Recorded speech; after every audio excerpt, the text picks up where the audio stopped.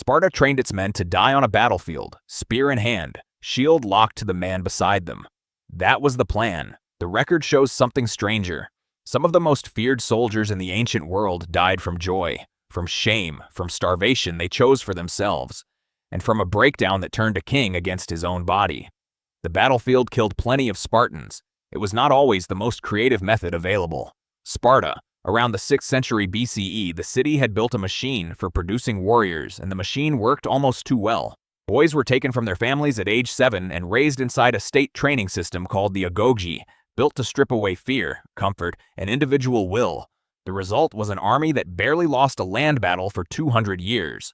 It was also a society so rigid that it occasionally broke its own architects in half. The agoge taught boys to steal food without getting caught, to endure beatings without flinching, and to treat physical pain as background noise rather than a reason to stop. Weakness was managed through exposure, not comfort, and a Spartan citizen was expected to control his body the way a general controls an army, through discipline rather than mercy. That level of control did not switch off once a man left the training grounds. It followed him into old age, into exile, into grief, and in several documented cases, straight into the method of his own death.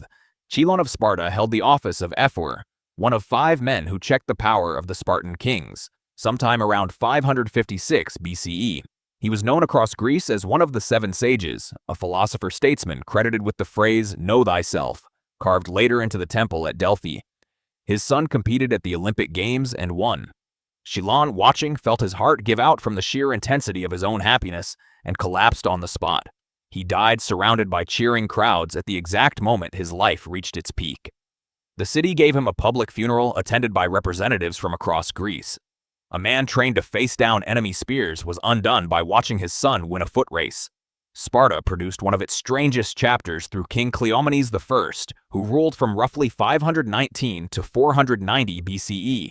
According to the historian Herodotus, Cleomenes was already known for erratic behavior, and after a failed campaign involving the sacred site of Eleusis, the Spartans placed him in restraints, locking his feet into a device called the stocks. He convinced his guard, a helot servant, to hand him a knife. He did not use it to escape. He began cutting strips of flesh from his own legs, moving upward from shin to thigh to torso, in full view of the man guarding him. Herodotus records that Cleomenes worked with methodical precision, as though he were carving meat for a market, and did not stop until he reached his abdomen and died from the wound. The Spartans buried him quickly and told 2 competing stories about why, one blaming a curse from the gods, the other blaming a habit of drinking wine unmixed with water, undiluted in the Scythian style. A king who spent his life directing violence outward turned the same discipline inward, and it killed him faster than any enemy had managed. The stocks were meant to hold a body. Nobody built them to stop a mind.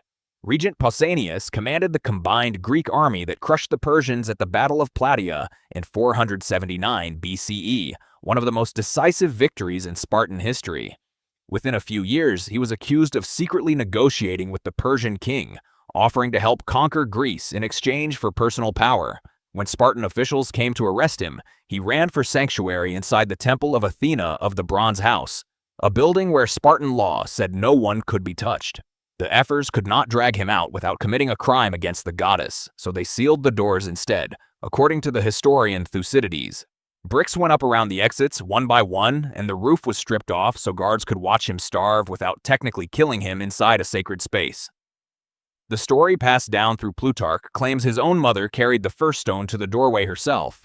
Though later historians treat that detail as likely propaganda, Pausanias was pulled out only when he was moments from death, so his body would not pollute the temple.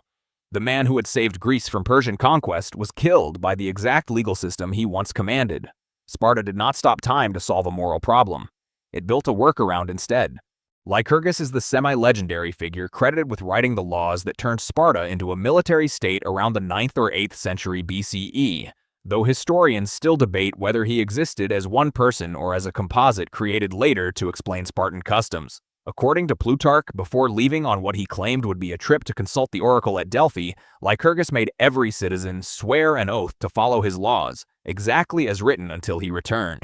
He then left Sparta for good and refused to eat, choosing to die in exile rather than come home and release the city from its promise. His body was never brought back. Some accounts say his ashes were scattered at sea specifically so nobody could ever bury him in Sparta and claim the oath had technically ended. The laws he wrote stayed locked in place for centuries, unchanged, enforced by a city that had sworn to a man who made sure he could never walk back through its gates. A lawmaker who wanted permanence chose starvation as his final piece of legislation. It worked. Sparta kept his rules roughly intact for close to 500 years.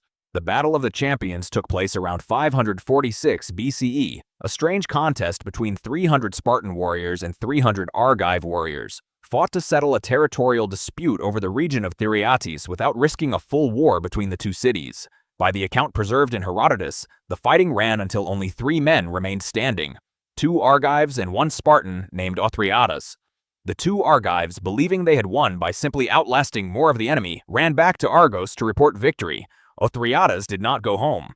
He stripped the armor from the Argive dead, built a small trophy of weapons on the battlefield to mark a technical Spartan claim to the ground, and then killed himself where he stood. Spartan custom held that a soldier who survived while his unit died around him had failed, regardless of the outcome.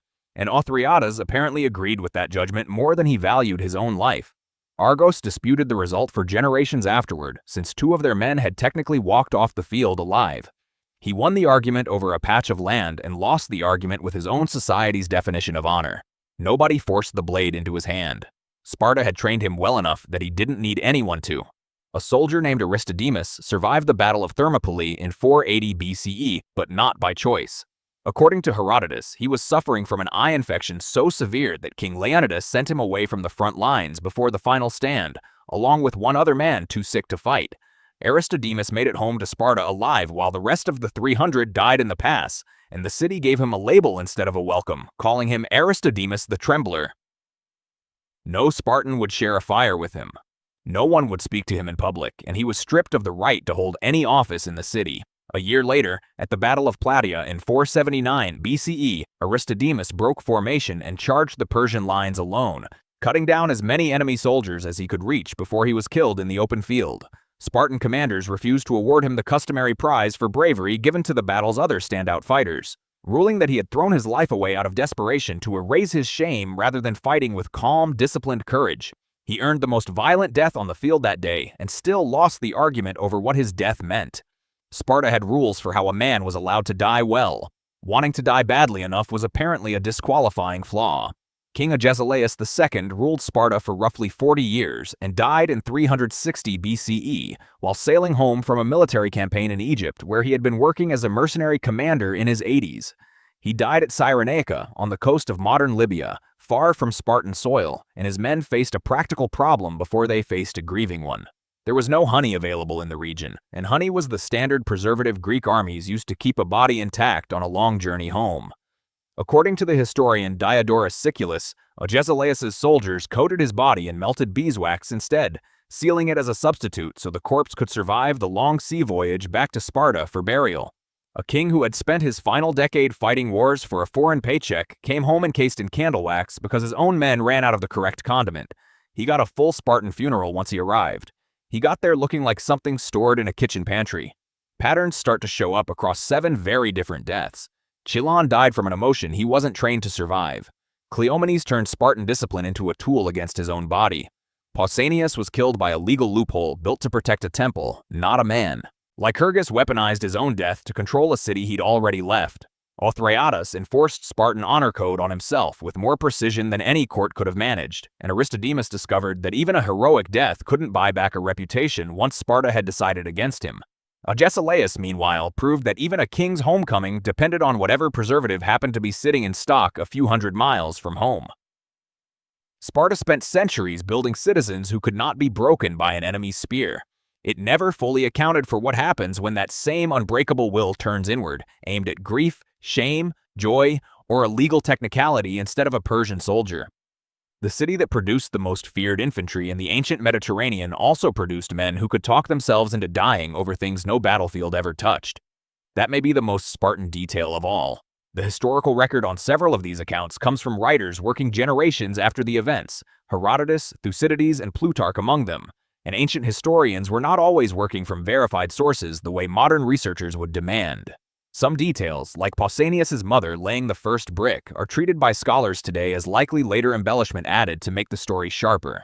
What survives, verified or not, is a picture of a culture where the line between discipline and self-destruction sat dangerously close together, and where dying well mattered more to some Spartans than dying at all. Modern audiences tend to picture Sparta through a single image: a wall of shields at Thermopylae, 300 men holding a mountain pass against an empire. That image is accurate as far as it goes, but it leaves out the much stranger machinery running underneath it, a state so committed to controlling how its citizens lived that it ended up shaping, in exacting detail, how a surprising number of them chose to die. Somewhere between a father collapsing from happiness and a king wrapped in wax, the myth of Spartan simplicity starts to look a lot more complicated than the movies suggest.